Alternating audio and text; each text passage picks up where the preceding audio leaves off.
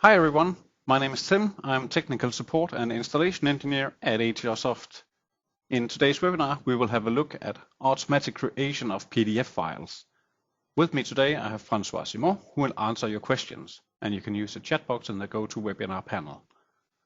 I'm going to make room after the session for more questions to let you follow the presentation better.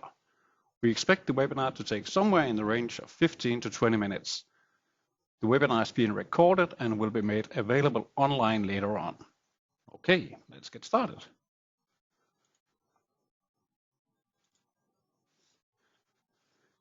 We can help automating the process in many ways. We can create 3D PDF files from part or assembly. We can create 3D PDF, not 3D, but PDF files from drawings where the active configuration only is converted, or maybe all drawing sheets into one file. You can create merged PDF files for your assembly, placing all the pages in one single file. The output path and the PDF file name can be created using document properties, ensuring that files are always stored to the correct location with the correct file name. Here is how it works. Basically, defining your PDF rule or any other conversion rule is really simple. You just define the name of the rule. I'm going to point on the screen and hope you can see my cursor. So this is the name of the conversion rule that we are going to select. For the file type, in this case, we are using the PDF file. You can apply a conversion rule into drawings, assemblies, or parts, and then you can combine and build your target file name. And this is where the magic happens. You can define either a static string for the file path, or you could use model properties to build where the file is going to be stored. And this is also true for the file name, of course. You have options to define 3D model and drawing options. So if you have drawing options, actually you can define not to include different drawing sheets, and you will see that in a few minutes. You can define to run a rule after the file is saved in SOLIDWORKS, and you can define how to handle the file being created. So you could say that it should always be overwritten, it should never be replaced, or you would want to be prompt if it exists, would you like to override it? There are some additional properties attached to the file. So in this case, for the PDF, these are the advanced options, the conversion options. And here you can define different settings for the file type being created. And when everything is set, basically you just run your rules. It's simple as that. But let's have a look inside SOLIDWORKS. So first thing I'm going to show is this one. If I open up this file and perform a print and convert from this one, I can select to print single PDF, and that would select the drawing sheet for that one. I could add the all config. That wouldn't make any difference because I only have one config, so nothing real special in that case. But you can run the conversion from the part itself, or you could run the conversion from the drawing. So I'm going to open up the drawing here and do the same, print and convert. And you can see we pick up the drawing just as from the part file. So this is a very basic conversion, nothing fancy in that. If I'm going to open a different file,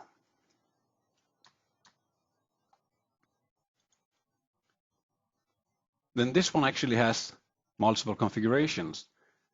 And if I'm going to open up the drawing for that one,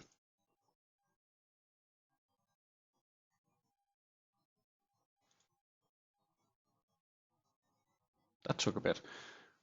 Then we can see that the drawing sheets actually needs to be updated, but that's a different story.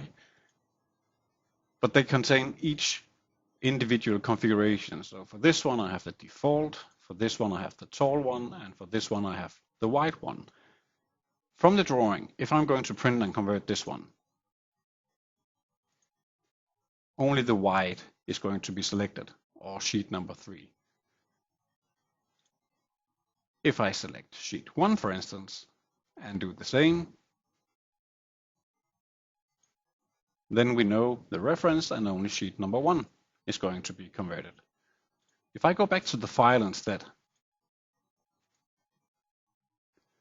and from here, maybe select a different config, I can do the print and convert, and we can see all the sheets related to this part. So now I can select to print the active configuration. This is the wide. Or I could select to print all configs into one file. And actually I'm going to run this conversion.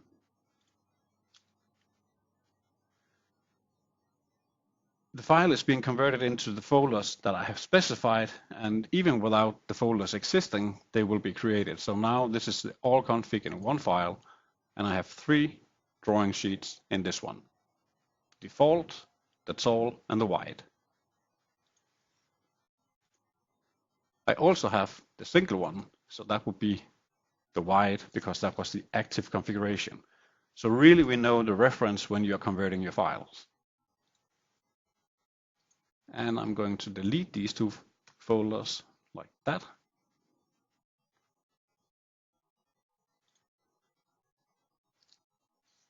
And get back to this one.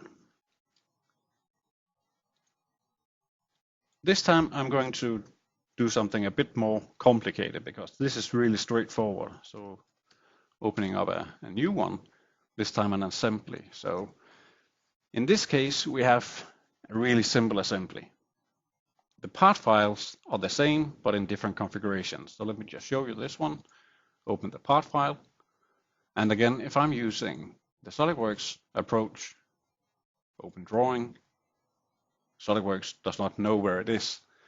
And this is because each of these drawings actually are individual drawings based on the configuration. So I have 3 drawing files for one part. And we know all of these references because we store them in our database. So knowing that, it's really simple to run a conversion from an assembly like this one. Again, the print and convert, and then I want to convert into single PDF files. So single PDF is going to create 1 PDF per drawing. And notice, by the way, I have a filter that exclude all the drawing sheets where DXF is included in the sheet name. So I do not want to convert my DXF sheets into PDF. I don't need them. But we can do a lot more actually. We can add the quantity, so I can crank that up by number 6. And we are going to ask, would you like to set this quantity for the remaining conversion rules that are going to be defined during this operation? And I want to say yes for that. So if I'm going to select the merge as well, that too will have the quantity of 6. When we edit the quantity, we actually set a tick mark for add quantity. So if you have a QTI property on your drawing, that property will be copied from our bill of material onto the drawing, so you have the manufacturing quantity in your file. And actually, I would like to convert my sheet format during this process as well. I may need to swap the header completely from one design to another, and I can totally do that. And if you pay really close attention during the conversion, you will see that. And there is actually an option also only for the converted files to change some model properties. In this case, I could change the customer name to ATR Soft. I could say that the status is approved. And if I had these properties on my drawing sheet, then these tags would come into my drawings as well for the converted documents, not on my files that I have stored on my hard drive. But I'm running this conversion, and let's see what's happening. Again, we are running through all of the drawings and creating the files, storing them on the hard drive, creating the file path if it does not exist already. So at some point we will be done and can see the result.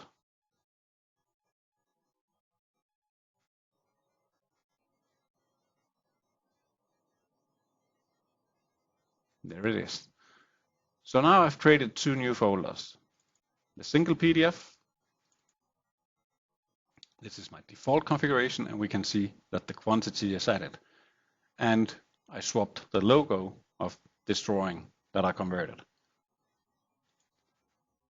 This is of course true for the wide as well. So we have the wide, the quantity is now 12 because we used that twice in our assembly and we multiplied our assembly by 6. So 12 is the manufacturing quantity. If I look at the merge PDF, we get all of our drawing pages into one single PDF file. So this is my default, my wide, and my tall. And we actually add bookmarks as well, so you can see where to go. So if I want to see the wide, I just click on the wide bookmark and I can zoom in on individual drawing views. So really nice tool for viewing your drawings as well. But let's do something more. I think it's that one. Yeah. I can actually do a conversion to 3D PDF as well.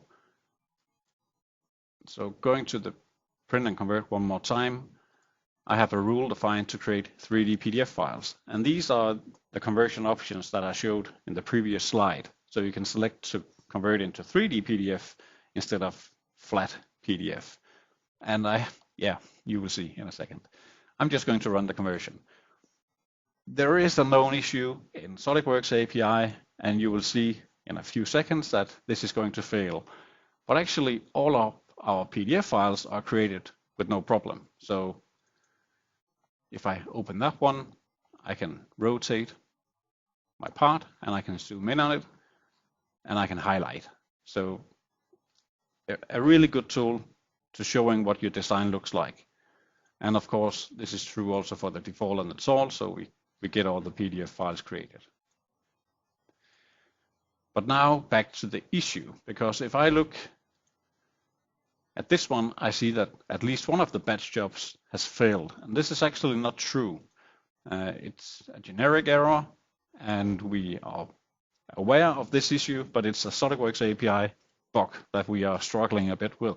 So if you're doing this and you see this, rest assured that we have converted your files. You will be in some cases where the entire system is just going to crash on you, and then you need to rerun the conversion. But it's a bug in SOLIDWORKS. I am very sorry about that. Okay, so that's the basics of the conversions. But there is a nice way to convert really big assemblies, and that is not to load anything. So if I'm going to load up this assembly. Now, most of the time you would open the assembly and start your batch conversion, but that is definitely not required. You are wasting valuable time on opening a file, and there is really no need to it. So from this one, I can actually run an export without opening the file at all, and that would just create an Excel file for me.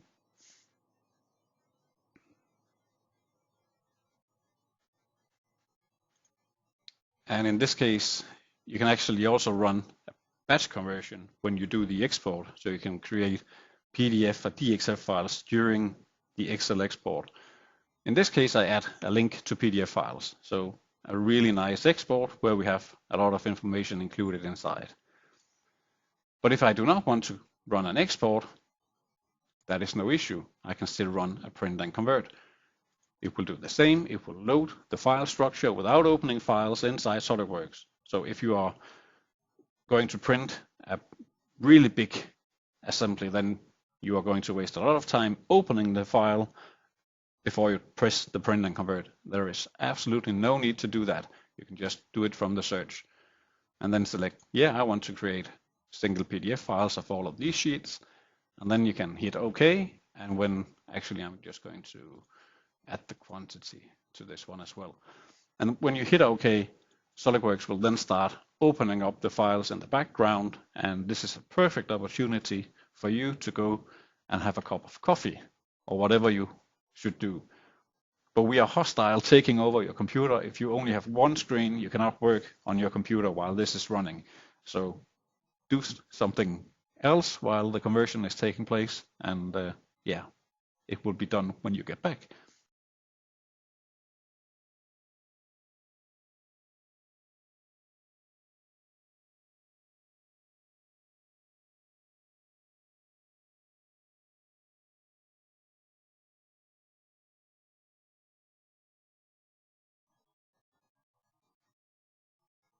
Okay, so the files are now converted, and I think I may have a performance issue right now on my SOLIDWORKS because normally that does not take that long time.